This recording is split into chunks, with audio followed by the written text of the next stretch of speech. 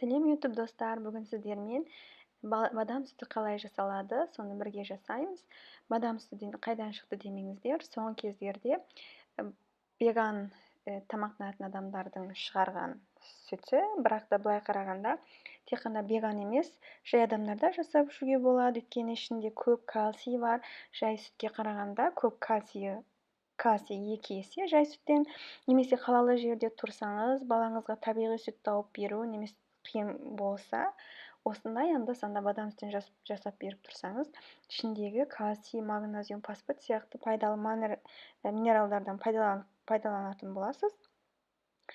Сонымен қазір бадам сүтін дайындауға бастаймыз.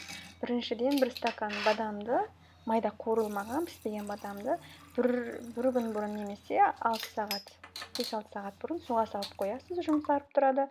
Сосын үстіне 1 литр суды құйып, блендердан жақсылап отырып өткізіп аласыз.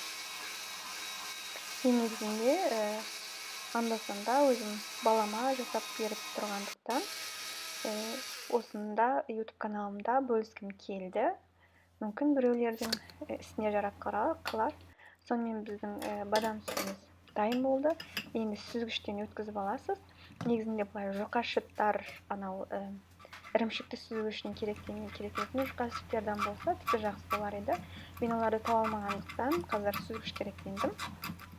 Сонымен сүзгіштен өткізіп аласыз. Артында қалған өтілген бадамның қалдықтарынан кішкентай пішендер жасауға болады балаларға. Оны да тастамайыз. Сонымен осылайша біздің бадам сүтіміз дайын болды. Бұны таңғы астарыңызда қандай бір сүттің орнына керектене берсеңіздер, сүттен ешбір айырмашылығы жоқ. Кішкене дәмінде кішкене өзгешелік бар.